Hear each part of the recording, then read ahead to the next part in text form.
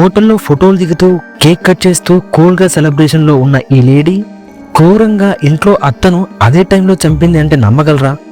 కానీ ఇది యథార్థంగా మధ్యప్రదేశ్లో జరిగింది. ఆ క్రిమినల్ లేడీ ఎవరు, ఆమెను ఎలా పట్టుకున్నారు అని ఎంతో ఇంట్రెస్టింగ్గా సాగే ఈ క్రైమ్ థ్రిల్లర్ గురించి ఈ వీడియోలో తెలుసుకుందాం. మధ్యప్రదేశ్లో ఎంతో అందమైన పూజ అనే అమ్మాయి పెద్దల ఇష్టంతో రమేష్ని ప్రేమ వివాహం చేసుకుంది. పెళ్ళైన కొంతకాలం తర్వాత ఈమె భర్త నుంచి లగ్జరీ లైఫ్ని ఎక్స్పెక్ట్ చేసింది. కానీ భర్త అందుకు నిరాకరించడంతో ఇద్దరి మధ్య గొడవలు పెరిగాయి. విడాకులు తీసుకుందాం అని ఆ అమ్మాయి అనుకుంటే పూజ వాళ్ళ అమ్మా నాన్న అందుకు ఒప్పుకోలేదు. దీంతో పూజకి ఒక క్రూరమైన ఆలోచన వచ్చింది. అదేంటంటే రమేష్ని చంపేస్తే విడాకులతో పని ఉండదు కదా అని. ఈ ఆలోచన ప్రకారం ఒక హంతకుడితో రమేష్ని చంపేయమని డీల్ చేసుకుంది. హంతకుడు రమేష్ పై కాల్పులు జరపగా అదృష్టం కొద్దీ రమేష్ ప్రాణాలతో బయటపడ్డాడు.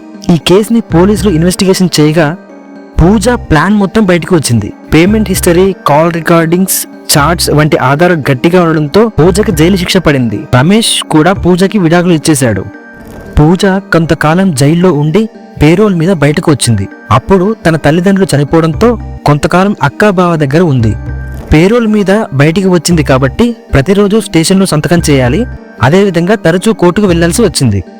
ఈ క్రమంలో నేర చరిత్ర కలిగినటువంటి కళ్యాణ్ అనే వ్యక్తితో ప్రేమలో పడింది. వీళ్ళిద్దరూ రిలేషన్ లో ఉండగా కళ్యాణ్ పూజ మొదటి భర్త అయినటువంటి రమేష్ ని కలిసి ఈ విధంగా చెప్పాడు, నువ్వు పూజపై పెట్టిన కేసు విత్డ్రా చేసుకుంటే నేను పూజ పెళ్లి చేసుకుంటాం అని గాను నీకు కొంత డబ్బు ఇస్తాను.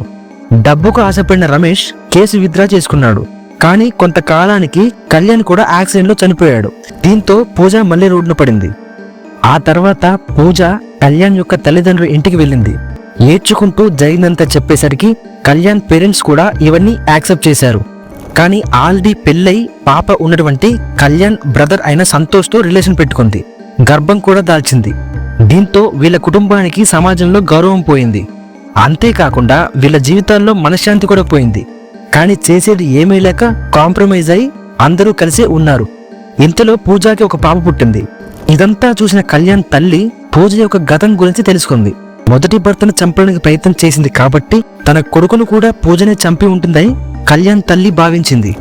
దీంతో ఆస్తుల పంపకాల విషయంలో పూజ కోరుకున్నంత వాటా రాకుండా కళ్యాణ్ తల్లి అడ్డుపడింది.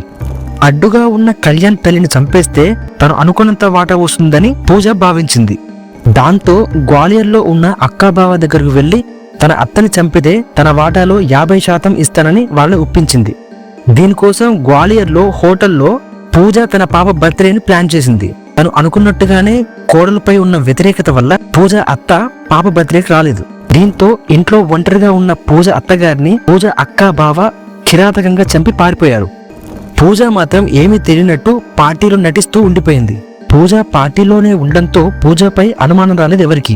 పోలీసులకు ఎంత ఇన్వెస్టిగేషన్ చేసినా ఏ క్లూ దొరకలేదు. ఫైనల్ గా పూజకి నేర చరిత్ర ఉండడంతో తన గురించి ఎంక్వైరీ చేయడం మొదలుపెట్టారు.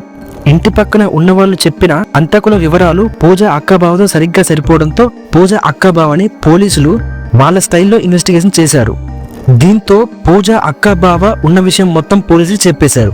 ఈ విధంగా అత్యాశ వల్ల పూజ జీవితం ఘోరంగా ముగిసింది. కళ్యాణ్ని కూడా పూజనే చంపేసింది అని మీరు భావిస్తే ఎస్ అని కామెంట్ చేయండి. Please like and subscribe.